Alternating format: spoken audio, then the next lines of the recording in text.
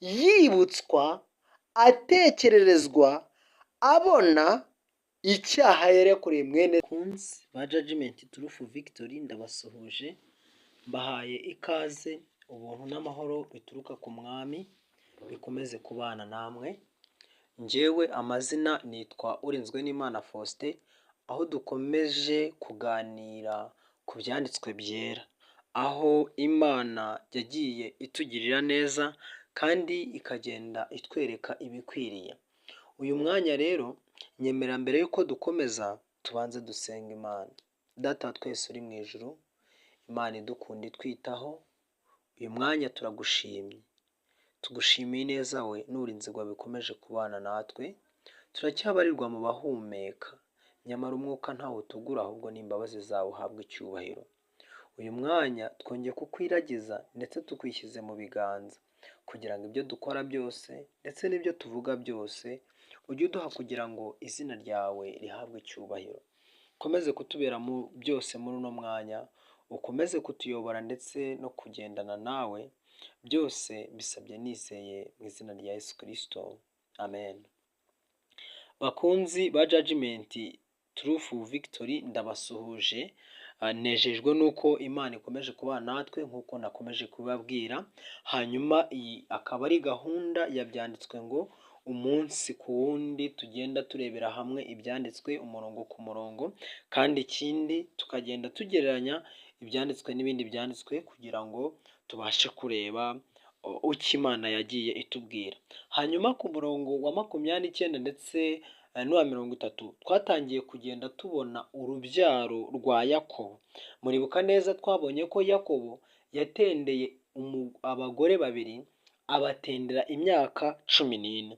Hanyuma ndibuka neza ko twasoreje kuri Biruha ndetse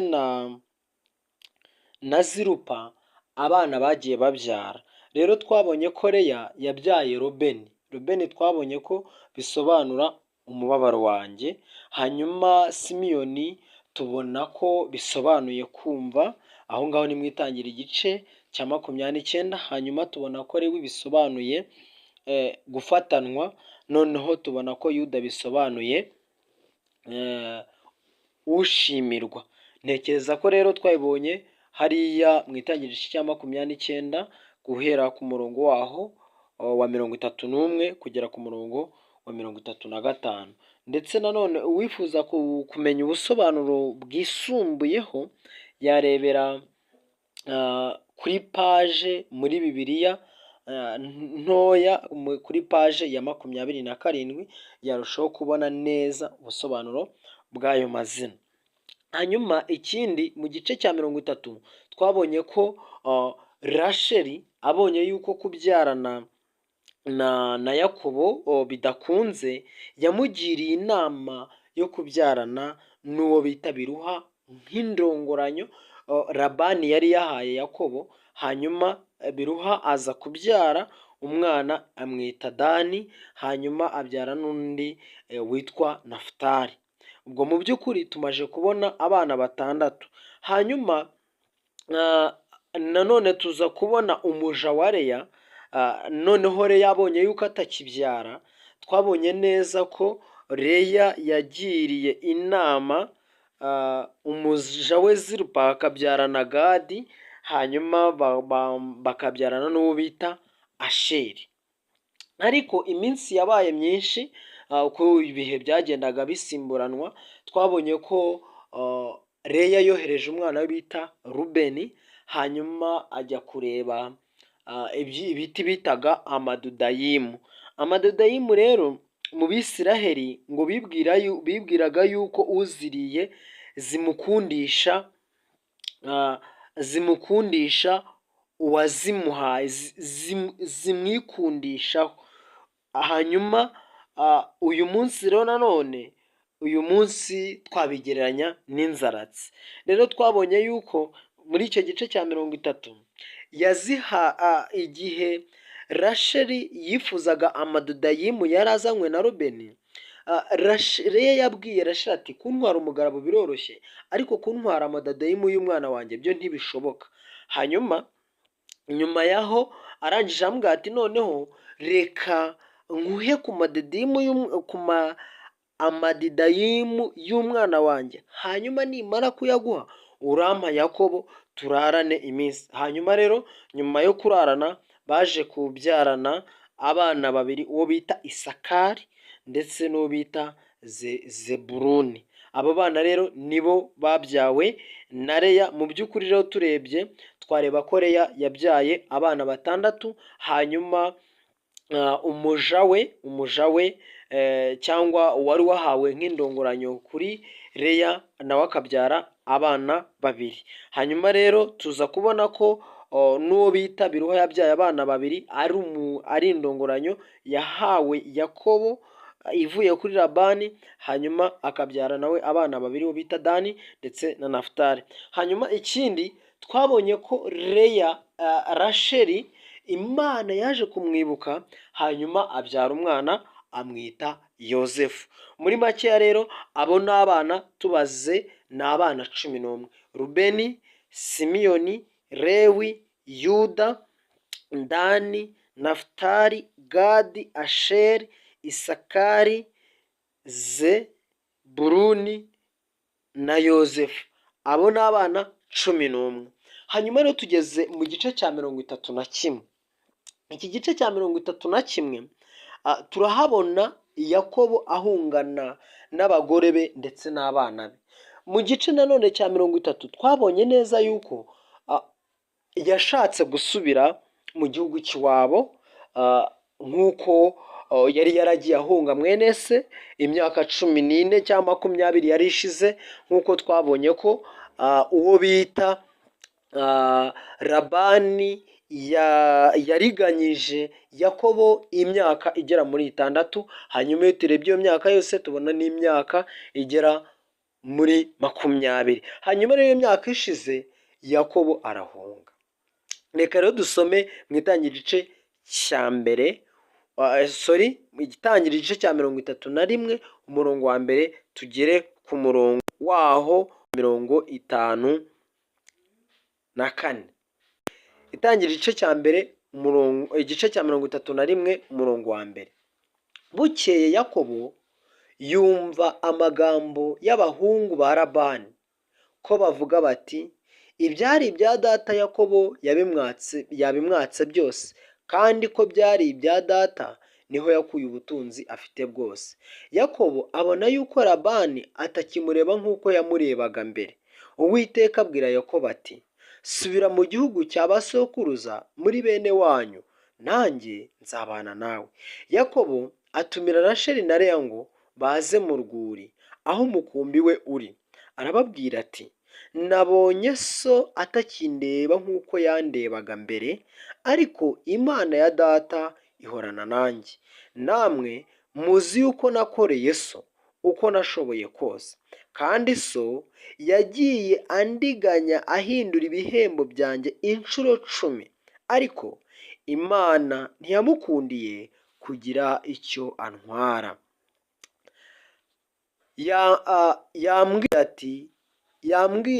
Yambwira ati, iz'ubugondo nizo zizaba ibihembo byawe, umukumbi wose ukabyara iz'ubugondo. Yambwira ati, iz'ibihuga nizo zizaba ibihembo byawe, umukumbi wose ukabyara ibihuga. Uko niko Imana yatse so amatungo ye ikayama. Kandi ubwo umukumbi warindaga, nubuye amaso ndota, mbona amapfizi y'ihene yimije umukumbi yari ibihuga n'ubugondo n'ibitobo. Marayika w'Imana ampamagarira mu nzozi ati, Yakobo. Nditaba nti, karame. Arambwira ati, ubura amaso urebe. Amapfizi y'ihene yimije umukumbi yose ni ibihuga n'ubugondo n'ibitobo, kuko nabonye ibyo Labani akugirira byose. Ndi Imana y'i Beteli, aho wasigiye amavuta ku nkingi ukampiga umuhigo. Haguruka uve muri iki gihugu usubire mu gihugu wavukiyemo. Rasheli na Leya baramubaza bati, mu rugo rwa data hari umugabane cyangwa ibyo tuzaragwa tugifiteyo? Ntaduhwanya n'ab'ahandi ko yatuguze akarya ibiguzi byacu? Ubutunzi bwose Imana yatse data ni ubwacu n'abana bacu, nuko icyo Imana ikubwiye cyose ugikore. Yakobo arahaguruka ashyira abana be n'abagore be ku ngamiya, ajyana n'amatungo ye yose n'ubutunzi bwose yaronse. Amatungo yaronkeye i Padanaramu kugira ngo ajye kwa se Isaka mu gihugu cy'i Kanani. Labani yari agiye gukemuza intama ze, maze Rasheli yiba ibishushanyo by'ibigirwamana bya se. Yakobo yiyiba Labani Umwaramu kuko atamubwiye yuko ahunga. Nuko ahungana ibyo afite byose, arahaguruka yambuka uruzi agenda yerekeye ku musozi w'i Gileyadi. Labani akurikiye Yakobo amurakariye. Ku munsi wa gatatu babwira Labani yuko Yakobo yahunze. Ajyana na bene wabo aramukurikira, amugeraho iminsi 7, asanga ari ku musozi w'i Gileyadi. Imana isanga Labani Umwaramu mu nzozi nijoro, iramubwira iti wirinde ntugire icyo ubwira Yakobo, ari icyiza ari ikibi. Labani afatira Yakobo yari abambye ihema rye ku musozi. Labani na bene wabo nabo bayabamba ku musozi w'i Galeyadi. Labani abaza Yakobo ati icyo wakoze icyo ni iki kunyiyiba ukanjyana abakobwa banjye nk'abanyagano? Watewe n'iki guhunga rwihishwa ukanyiyiba? Ntumbwire ngo ngusezeresheho ibiganiro by'ibyishimo n'indirimbo n'ishako n'inanga. Ntunkundire gusoma abuzukuru banjye n'abakobwa banjye. Wakoze iby'ubupfu. Nabasha kugira icyo mbatwara, ariko Imana ya so yambwiye iri joro iti wirinde ntugire icyo ubwira Yakobo, ari icyiza ari n'ikibi. None ubwo ugiye rwose kuko ukumbuye cyane inzu ya so, ni iki cyatumye wiba imana zanjye? Yakobo asubiza Labani ati irya mbere ni uko natinye ko wanyaga abakobwa bawe. Irya kabiri, uwo uri bubonane imana zawe ntazabeho imbere ya bene wacu. Saka icyawe kiri mu byanjye ukijyane, kuko Yakobo yari atazi yuko Rasheli yazibye. Labani yinjira mu ihema rya Yakobo no mu rya Leya no mu ya za nshoreke zombi, arazibura. Ava mu ihema rya Leya yinjira mu rya Rasheli. Rasheli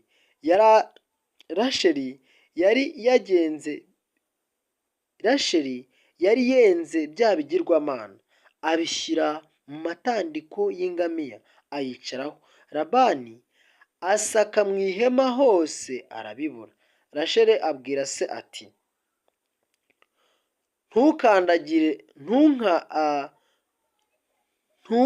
ntundakarire data yuko ntaguhagurukiye, nuko ndi mu mihango y'abakobwa. Arasaka abura bya bigirwamana. Yakobo ararakara atonganya Labani, aramubaza ati nagucumuyeho iki? Nakoze icyaha ki cyatumye unkurikira vuba vuba? None usatse mu bintu byanjye byose, ubonye iki cyo mu byo mu rugo rwawe? Kizane hano ugishyire imbere ya bene wacu na bene wanyu badukiranure. Imyaka 20 twabanye, intama zawe n'ihene zawe n'inyagazi ntizarambururaga, amapfizi y'intama yo mu mikumbi yawe sinayariye, iyicwaga n'inyamaswa sinakuzaniraga ikirira, nayishyiraga ku mubare wanjye, wandihishaga izibwe naho haba ku manywa cyangwa nijoro. Nameraga ntya, ku manywa nicwaga n'umwuma, nijoro nkicwa n'imbeho, ibitotsi bikangaruka.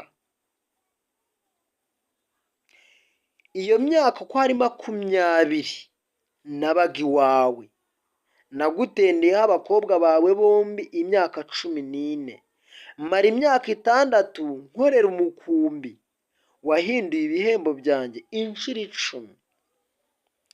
Iyaba Imana ya data, Imana ya Aburahamu, iyo Isaka yubaha itabanye nanjye, ntuba warabuze kunsezera ntacyo mfite.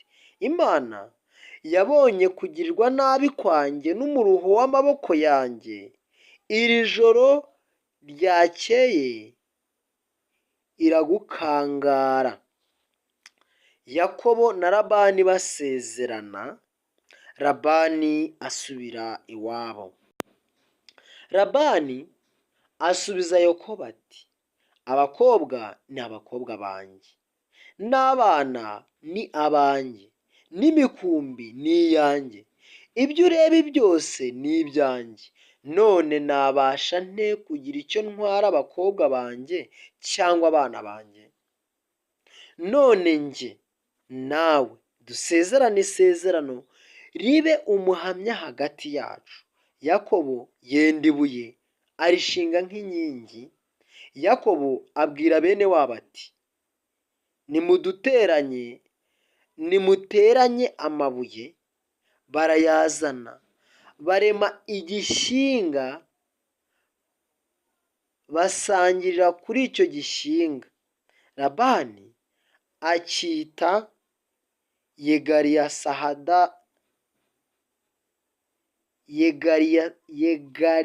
Yegariyasahaduta. Yakobo nawe acyita Galedi. Labani aravuga ati, iki gishyinga ni umuhamya hagati yacu uyu munsi, nicyo cyatumye cyitwa Geradi, kandi cyitwa na Misipa, kuko Labani yavuze ati, Uwiteka agenzure hagati yacu nituba tutakibonana. Nugirira nabi abakobwa banjye cyangwa nubaharika, nta wundi uri kumwe natwe, dore Imana niyo muhamya hagati yacu.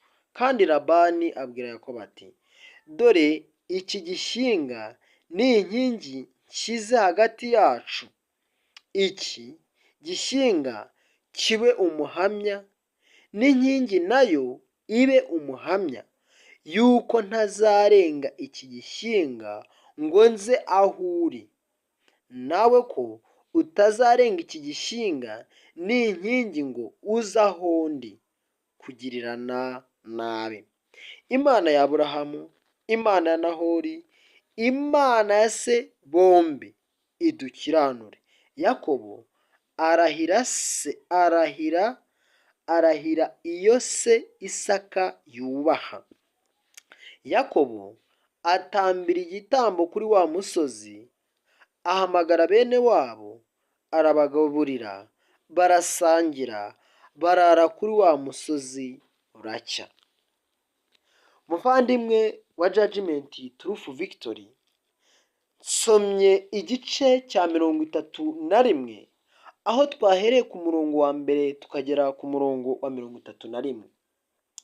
Ariko ahangaha nigiyemo ibintu byinshi bitandukanye, aho nabonyemo ingingo ya mbere yo kwihangana. Ahangaha nabonyemo ko Yakobo yahinduriwe ibihembo inshuro 10. None se wowe iyo uhinduriwe ibihembo ubyitwaramo ute? Nyamara Yakobo inshuro ya mbere yarihanganye, iya kabiri arihangana, iya gatatu arihangana, birinda bigera ku ya 10 akihangana. None se we wihangana kangahe? Mbese wowe ubasha gukomera mu gihe uhemukiwe? Nta kindi cyatuma wihangana usibye Imana yonyine. Yesu yaratubwiye ngo dore ndakomanga, umuntu niyumva ijwi ryanjye agakingura urugi, nzinjira iwe dusangire. Kandi nta kindi kintu cyera kirabura Imana ikoresha usibye imitima yacu.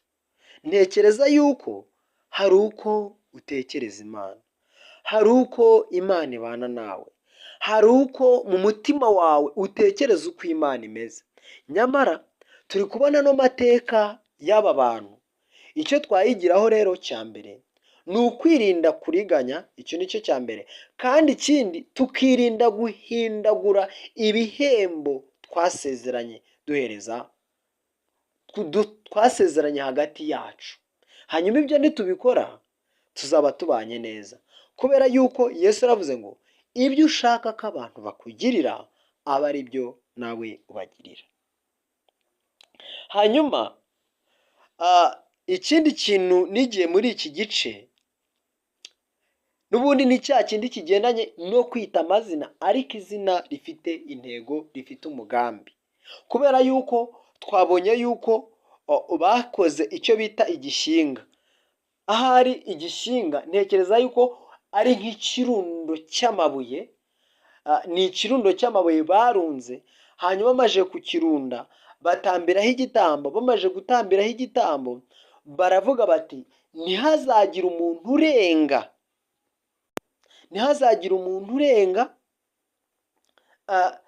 iki gishinga aje mu ntambara cyangwa aje kuntera, yaba ari njyewe Yakobo cyangwa njye Labani, ibyo bintu ntibizabe hagati yanjye. Kandi ikindi, kiriya gishinga cyagaragazaga ko bagiye kubana mu buryo bw'ubudahemuka. None se bavandimwe, ni bangahe muri iki gihe basezerana amasezerano bakanayasinya ariko ugasanga bayarenzeho? Nyamara hari amagambo ari muri Zaburi avuga ko, muri Zaburi ya 50 muzahasome, ni amagambo akomeye avuga ngo ibyo byose urabikora nka kwihorera ukagira ngo mpanywe nawe, ariko byose nzabishyira imbere yawe uko bikurikirana. Muvandimwe, amagambo tuvuga n'ibyo dukora nibyo bizadutsindishiriza ku munsi w'urubanza. Ikindi, hari isomo riri muri Ezekiyeli rivuga yuko ngo yasuzuguye indahiro ayirengaho, nyamara yari yamanitse n'akaboko. Uwo nguwo ntazarokoka. Nshuti yanjye rero muvandimwe, ntekereza yuko aba bagabo ibyo basezeranye tuzarushaho kugenda tubibona mu bindi bice. Kandi ndimo ndagira ngo mbasabe muzakurikirane ariya mazina y'abariya abana, kubera yuko tuzayakenera. Kubera yuko muribuka neza yuko Imana ihagurutsa Aburahamu kwa Tera, kandi Tera yabyawe na Nahori nk'uko twabibonye mu gice cya 11 mu gitabo cy'Itangiriro. Imana yamubwiraga ko izamugira ubwoko bukomeye. Hanyuma Aburahamu aza gushaka Sara, aza kugira amahirwe make, urubyaro rutinda kubaho, nk'uko n'ubundi turi kubibona kuri aba Bareya ndetse na Rasheli. Bitinze kubaho, twabonye ko Aburahamu yahise abyarana na Hagari, ariko isezerano rikomeza ku mwana w'isezerano witwaga Isaka. Isaka rero twabonye ko yabyaye abana babiri. Abana babiri twabonye yabyaye ni Yakobo ndetse na Esawu. Rero twabonye yuko amaherezo ya Esawu yagurishije umugisha awuguranye ibyo kurya ndetse n'ibindi nk'uko twagiye tubibona hepfo. Hanyuma tuza no kubona intambwe Esawu yateye yo kugurisha umugisha wo kuba umutware, byateye intambwe nanone yo kureganywa umugisha bikozwe na Yakobo. Yakobo rero nawe agiye kwa Labani, nawe yaranyazwe kugira ngo Imana imwigishe isomo ry'uko kuriganya bibabaza. Rero ahangaha birumvikana ko Yakobo yamaze imyaka 20 yibutswa, atekererezwa, abona icyaha yarekoreye mwene se Esawu. Rero amateka ya Esawu asa nkaho arangira. Ntabwo tuzakomeza kuyabona nubwo hari abana benshi bazabyarana, nk'uko mu gitabo cy'Itangiriro mu gice cyaho cya 7 n'icya 8 twagiye tubona abana ba Esawu ndetse abana ba Esawu. Uyu munsi turi kubona abana ba Yakobo ubwo yari abamaje kubavana i Padanaramu kwa nyirarume uwo bitaga Labani. Rero mu gice cya 32 reka mpabakumbuze, Imana izabane natwe. Ntabwo nzi uko ari kuvuga, ariko mu gihe ejo nzaba ndi kuhasoma ntekereza ko nzaba ndi gusobanukirwa, nawe uzarushaho gusobanukirwa. Rero nimba hari inyunganizi ushobora kuba wagize, ushobora kwandika muri komenti kugira ngo turusheho kunguka kandi turusheho gufashanya, kubera ko ibi ni ibyanditswe byahumetswe n'Imana. Ahari guhumekwa cyangwa byavuzwe binyujije mu bagaragu bayo kugira ngo twebwe abazaba ariho muri no minsi iheruka tubazabashe kubaho dukomeye dufite ibyiringiro. Rero umurimo wo kwandika waherewe kuri Mose birakomeza. Rero ibyanditswe ni ingabo ikingira buri umwe wese, kubera ko numva ari Dawidi yabivuze muri Zaburi 119 ku murongo waho w'105, yaranditse aravuga ngo ijambo ryawe ni itabaza ry'ibirenge byanjye. Muvandimwe, reka dukomeze tugende turebe aba bana ba Yakobo nk'abana bari biteguye gusohoza isezerano, nk'abana bari kuzaturukamo umuntu ukomeye ari we Yesu Kristo. Tuzarushaho kugenda tubibona, Imana izadushoboze kugenda tubyiga kandi izaduhe kubyumva, turebe aya mateka mu rwego rw'agakiza k'umuntu. Rero nugira inyunganizi cyangwa ukagira ikibazo, ushobora kutwandikira muri komenti cyangwa ukaba waduhamagara kuri 0788 770 4694 cyangwa mukatwandikira kuri email urinzwenimana f@gmail.com, hanyuma tukarushaho gusangira. Ikindi nakubwira, ibi biganiro dutegura ni ibiganiro bizahoraho. Ushobora kuba wumva ari ibiganiro by'ingenzi byazagira icyo bikumarira, nk'uko nanjye nzarushaho kugenda mbyungukiramo nawe ukabyungukiramo, ukaba wakora subscribe kugira ngo ibiganiro dutegura bijye birushaho kukugeraho. Nyemerera rero duce bugufi mu mitima dusenge, Imana izarushaho kugenda itwereka neza muri aya mateka iby'agakiza kacu, mu izina rya Yesu, amen. Reka dusenge. Mana yacu, Data wa twese uri mu ijuru, turagushimye, tugushimiye neza yawe n'ubunzi bwawe byabanye natwe, ukomeze kutwiyoborera. Tugushimiye uyu mwuka waduhaye, ukomeze kutugenderera, uduhe gutsinda imbaraga z'ikibi, kandi imibereho yacu ubuntu bwawe burushaho kuyeza. Ukomeze kutuyobora ndetse no kutubera byose, nibyo nkusabye nsabira n'abandi banteze amatwi ndetse n'abandi bazumva iki cyigisho, kandi tugusabye imbaraga kugira ngo uzakomeze kubana natwe. Ni mu izina rya Yesu, amen.